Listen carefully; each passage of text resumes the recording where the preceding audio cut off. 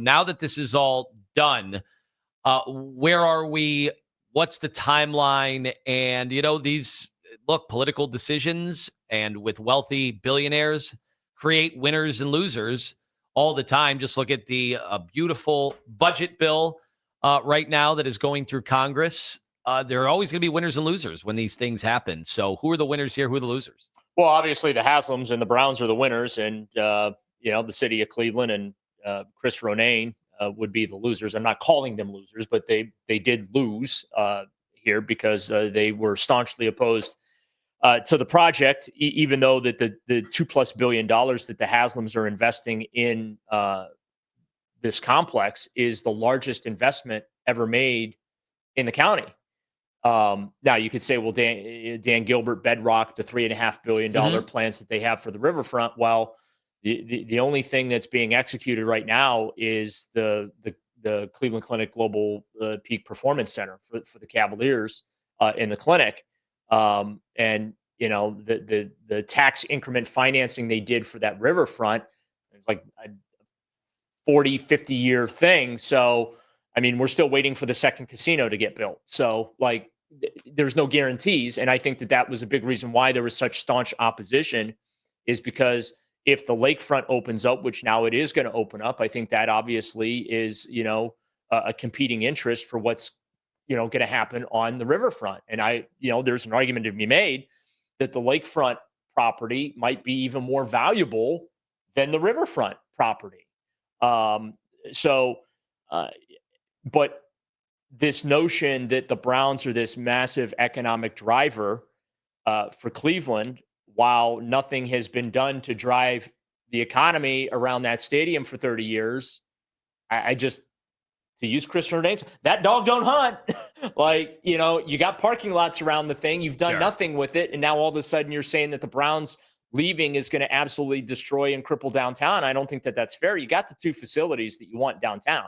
It's the ballpark and the arena. Yeah, there's so few events that are downtown. That's kind of the point that I had been making. The lakefront is deserted. I'm serious. After the show, 10 o'clock comes, we can walk down East 9th Street down there, and you're not going to see anyone on the lakefront. You'll see a couple people walking in and out of the Rock Hall in the Science Center, but it's pretty much deserted. You will see some workers that are removing Deshaun Watson visuals from the stadium. I do think they're busy doing that as we speak. But you're right. Yeah, there's not a lot there. So how should we feel about this as a community? We're getting our temperature-controlled domes, so fans won't have to put up with any of the elements that I got to say, outside of Buffalo, and maybe we're right up there, I don't know anybody's had worse weather the last 10 years than we have, for whatever reason. And the climate is shifting so extreme. I mean, we now go from... Save your politics, Daryl. That's not what we're here for. Well, we go literally from winter to summer and then back to winter. Like spring and fall has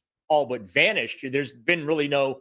transition. But it's been temperamental down there. It really has. And I mean... And I knew when Mike DeWine was here with, I think, the commissioner, along with the Haslams as their guests for that game against the Bears, it was another bad weather game. Yep. I'm just like, man, that couldn't have worked out better. That could not have worked out better for Jimmy and D. That they got yet another bad weather game. So from a fan perspective, you're going to get that. Will any of this be affordable? You did not see anything related to PSLs. I noticed that. Is that something that is going to be a prolonged debate? Well, I shouldn't say debate. If the Haslams want to do it, they're going to do it. No, I can tell you it is something that they are debating. It is a debate. It is an internal debate within the organization because they recognize the commitments that Browns fans have made for a team that, quite frankly, does not win on the field for at least on a consistent basis in the last 30 years, or at least since this team has come back into the league. But then there's also the reality that when you're putting up $2 billion plus of your own money, you're going to expect a return on that investment. The Buffalo Bills right now are having no problem selling their PSLs. Which shocked me. Well, but I saw the prices. Well, obviously, the further away from the field you go, the lower the PSL. The range. This is just off the top of my head. I think it was like $1,500 for like upper deck and stuff like that. And then upwards of $25K for the premium spaces. But that's for premium spaces. And let's be honest about it.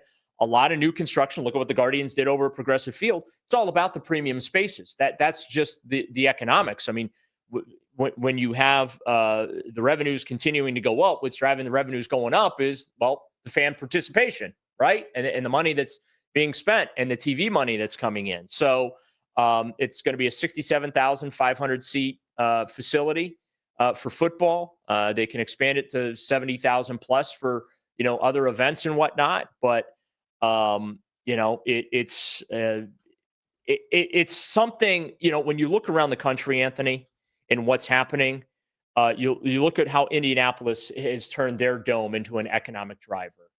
Detroit has benefited from having a dome for the Lions. The Titans are building a dome right now. Philadelphia, Washington, Kansas City, Chicago all want to build domes. That's where this is going. And I think it's smart. And from my standpoint, I give the Haslam's credit for seeing this. Because if they didn't build the dome now, you're talking 2 and 3 times the cost waiting 10, 15 years down the line. And by then you're out. It seems if you wait 6 months, the price goes up exponentially. And I did see some of the features of the dome, including the dog pound that is going to, if anybody's familiar with what the Clippers did, what Ballmer did with the wall, if you've seen any of it, it has been a dynamic innovation for NBA and sports in general. Is that something they are kind of emulating? They built that for the Columbus Crew, too. They have one of those. So the Crew Stadium actually was a pretty big influence on what they ultimately came up with the design here for this stadium, what they did in Columbus. But the closest front row seat, closest last row seat, the dog pound being a wall, the visiting tunnel is going to be right next to the dog pound. So, they want to create a home field advantage in a hostile environment. Oh, they're not going to ask the fans to be on their P's and Q's and make sure to welcome the rival teams. Well, they're not going to be allowed to throw batteries and dog biscuits like at the old stadium when I was a kid. What's the point? They're not going to have dozen egg night. Well, come on, Daryl. It's an unfortunate thing to happen. So it does seem, I think people have been missing this for years. Home field advantage. They would associate it with the weather. No, that has never been an advantage. The weather has never helped the Browns. Well, except for the Phil Dawson field goal game against the Bills in the blizzard. Yeah, there you go. There's one instance. The home field advantage is how loud can your stadium get? Yes. What's the proximity of the fans to the field? And that place, the noise escapes. The noise at Brown Stadium just escapes right over to the lake. I've been to Seattle. I've seen their stadium and how loud it is with the canopy that they have over the stands. But domes are loud, and that's what the Browns are trying to create with this design is a way to give themselves a home field advantage, because clearly the team they put on the field doesn't give them an advantage at all. Darryl, I did see yesterday there were some accounts that were going back and forth about, what's going to happen with development downtown. The Browns had originally, correct me if I'm wrong here, Darryl, did they not say originally they were going to assist financially in the demolition of the stadium and possible lakefront development? Is that now off the table because of this war that happened between the county, the city, and the team? I can tell you that the Browns made an offer to the city of Cleveland, and Justin Bibb, the mayor, didn't want to take their phone call. Well, he would have taken their money. He turned it down. Well, he turned it down. So you're telling me, and we'll reach out. We will absolutely reach out to the city to make sure. But that doesn't even make sense. Like, why would the city turn down? They wanted to fight it in court. They wanted to fight and try and force the team to stay. So you're saying the city is going to be on the hook completely for the demolition of the stadium? The Browns don't own the building. It's not their building. So, and the lease requires that they return the building to the city upon expiration in a certain condition. The city obviously is required by the terms of the lease to make sure that the building stays in working order. Do we think the Haslam should step up here and I think foot the bill, because they did get all the rewards of the stadium? I think so. Shouldn't they take part in then to from their a PR credit standpoint, they should. Yeah, from a PR standpoint, and I think it's probably going to be around $30 million to take that thing down, which I know that seems bananas to think about, that it's going to cost that much money to demo the building, but that just is what it is. From a PR standpoint, I would say, yeah, the Haslams should come out and say, we'll take the stadium down. But as far as anything above and beyond that, absolutely not. If I were the Haslams, I'd tell the city to pound salt. You had a chance to get a contribution from us, and you told us to pound salt, and you took us to court, this, that, and the other. So they really tried to do this in a non-confrontational way, and the city made it confrontational. That brand new Cleveland football dome. It's been one thing to talk about. Is it really a dome, though? Well, what would you call it? It has a roof. Well, I call it the barn-dominium because that's what the design looks like, a barn-dominium. Right. We have always, just growing up, we've associated because of the King Dome. Yeah. If it's got a roof on it, we call it a dome. Yeah. What was obviously the Carrier Dome in Syracuse? What was it in Detroit? Silver Dome. The Silver Dome. Minnesota, the Metrodome. Yep. Yeah, and they all were cookie cutter. Yeah. So, yeah, maybe I got to get with the times This here. has got a little barn-dominium feel to it. This design, it looks beautiful. I'm not criticizing the design, not by any stretch. I do want to know, will people want to live there? And look, this is the stadium. Why not Toronto? Right? Didn't they have Skydome had a hotel? Remember the hotel? Yes, and then they had to cover some windows because some things were happening in the hotel during baseball games. They didn't need to cover. You have some exhibitionists that were involved in staying there. At least there was some offense. So I did wonder, will people want to stay there? Will people want to live there? You got the airport, obviously, right next door. It'd be convenient for people that have to travel for work or who just want to travel and play. It'd be very convenient. Well, especially if the commerce ends up being as big as it's predicted to be. Well, right? Is there going to be a Crocker Park there? I mean, is Cleveland big enough to support? That's hard to have a Crocker. Crocker Park's like 8 miles technically away from there. Yeah. It's so close and then you have Strongsville and all the South Park stuff there. And that's another thing. That's 6 miles down the road. And they will all be competing with each other. Well, and as you ask these questions, is part of the reason why in the legislation that the governor ultimately ended up signing, the escrow accounts were created. The Haslams have to put in $50 million into an escrow account for a 16-year period to ensure that the projections that they have told the state of Ohio as far as the tax revenue that's going to be generated by the complex match up. And if they don't, if the complex underperforms, then the state gets to go into that escrow account and balance the sheet, so to speak. And if that $50 million gets expired too early, the Browns have to acquire another $50 million of credit and put it back in the escrow account. And then after 16 years, whatever money's left over, they get the claw back. But there's basically here a $100 million insurance finance talk from Daryl. I mean, it's basically a $100 million tax insurance policy that the state of Ohio has put in place here. So, because look, the Haslams are on the line here too. You know, this isn't a situation where everyone's acting like they're getting a free ride. They're putting $2+ billion of their own money into this. They're 1.3 for the dome plus the cost overruns. And by the way, they're not building this thing for $2.4 billion. Because the next construction project that comes in on budget will be the first, okay? Progressive Field. The Guardians had to cover overruns for that project that they just, the seats will be the completion, but they got, done with this year. So there's that, and then another $800 million for the development. And if that takes off and does well, then they'll put more money in to expanding that development. But,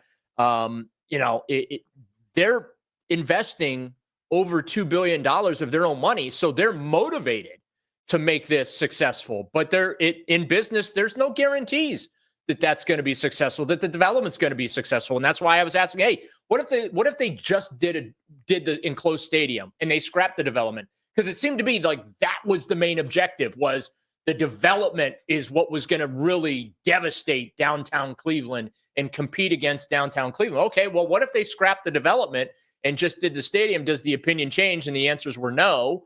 But then for the Haslams, it doesn't make sense for them to build the dome without the development, because they're using those revenue streams to pay for their investment in the dome. You know, this isn't Chicago, you know, where they could have a Miracle Mile, and even there's been, you know, heavy disruption. Over at Pinecrest and at Crocker, the amount of turnover, anchor tenants that have left. Yeah. Good luck to the Haslams getting into retail. Like, and look, just saying, good luck having any staying power. What are they going to call it? Brownstown? Yeah, it seems to be what they're leaning towards. But here's the other part of this too. I think they have a 5-year window with this enclosed stadium. You know, they're talking about going after Final Fours in the regionals now that are being put in the domes for the NCAA tournament. Getting the women's Final Four back. Maybe it's the first one that's put in a dome instead of it being in an arena, because women's basketball is exploding in popularity. Obviously, we've got the WNBA coming back. You've got college football playoffs. They're going to go after that in the championship games, neutral site games, major concerts. Maybe they put in a bid for a Super Bowl. Okay, but here's the thing. I was assuming that was a must, that they absolutely were going to put in a bid for their Super Bowl. With all these other domes that are going to be coming online, though, Anthony, they're going to have about a 5-year window to cash this thing in and get those jewel events right out of the gate. Big time competition in the new build. Because let's be honest about it, and this is not a slight on what they're going to do in Brook Park. This is not a slight on Cleveland. You guys know how I feel about this region and the assets that we have here. But the winter weather is a thing. We're not going to get in that rotation that you see New Orleans and Miami and Tampa and, you know, Los Angeles for, you know, the Super Bowl and the Final Four on a regular basis. We're never going to get into that rotation. That's just a fact of life. Look at Minneapolis with their stadium, right? They got their Super Bowl. They got their they had a Final Four up there, didn't they? I thought they had a Final Four in that building. Yeah. I believe so, yeah. I think the new stadium, but like, it's not, you know, Detroit. They got their Super Bowl.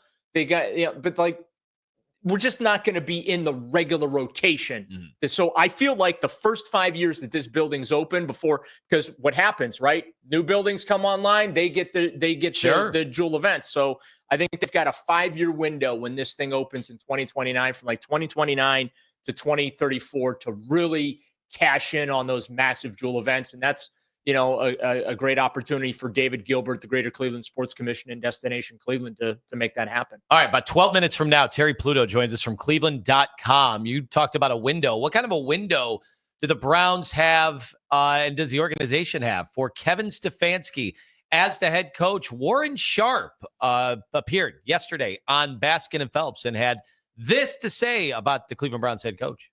Kevin Stefanski did not go out there and sign Deshaun Watson, right? We know where that decision came from. Kevin Stefanski has been asked to coach Deshaun Watson, to change his offense massively, to tailor it towards what Deshaun Watson likes to do, which is totally opposite directly what Kevin Stefanski had previously done when he was in Minnesota and initially in Cleveland. The team is not losing because Kevin Stefanski is a bad coach. So I believe Kevin Stefanski, I don't know that he's earned, he just hasn't lost the opportunity to continue coaching the Cleveland Browns in 2026, regardless of what happens this year. You need to give him a quarterback and let him see what he can do with said quarterbacks. I just hope that they allow Kevin Stefanski to keep going beyond this year, because he hasn't been able to prove anything with the quarterbacks he's been dealt. All right, that was Warren Sharp yesterday. It's one of the biggest debates, I think, in town. Maybe quieted now because it's not the end of the season. We know that Stefanski is the head coach. We've had OTAs, we've had mini camps. Like, it's pretty clear. Not only is Kevin Stefanski here, Andrew Berry is still here. Yeah. He's going to be on every hot seat list. I don't agree with it. Okay, you might not agree with it, Daryl, but you know, you go 3-14. Like, what percentage of coaches keep their jobs? Hugh Jackson kept his job after 1-31. Got a contract extension too. He did. Boy, that's an all-timer. Boy, that all is because they wanted to make good for blowing the team up. Yeah. Well, still, I mean, you can make the argument that to this day, and then he tried to blow up the building behind the scenes. It feels like he still is, right? You know, to this day, I think you could say that about the Haslams is they've gone in the complete other direction. They've almost overcompensated for all the turnover within organizations and head coaches since they've been here. But they got good people now. They you know, with Kevin and Andrew. you don't have a lot of running down to Jimmy's office, blaming the other guy for what's gone wrong. There's been some internal accountability for what's gone wrong. They have made the playoffs twice in the last 5 years, which is the most success this franchise has had since the late 80s. I know that's like a really sad statistic. I'm full of sad statistics when it comes to the Browns. They're the last team in the NFL to have not won 12 games in a season. You got to go back to the 1980s. They're the last team in the NFL to not win their division. You got to, again, go back to the 1980s. Like, there's many sad statistics when it comes to this franchise and their play on the field. But I agree wholeheartedly with Warren Sharp. They haven't lost because of Kevin Stefanski. They have lost because of the instability at the quarterback position, the inability to land a franchise quarterback that performs and is available to perform on the field. So I do feel like this year, I don't believe it's a referendum on Stefanski. I think it's more a referendum possibly on Andrew Berry. This rookie class absolutely has to hit. And on paper, I believe they're going to hit. But I think as long as there isn't the internal combustion that we have seen in regimes past, as long as there's no infighting and finger pointing and all that, and these guys are adults and they're working together, I think both Andrew Berry and Kevin Stefanski will be back next year unless this upcoming season turns into an unmitigated disaster of epic proportions. I would say that on this show, we get the most blowback anytime we talk about how highly respected both the front office and the head coaches around the NFL. They are. They are highly, highly regarded around the NFL. And I don't care if fans want to hear it or not, but the facts are the facts. Sorry. Just know after 3-14, fans don't want to hear any of what we just said, what we just talked about.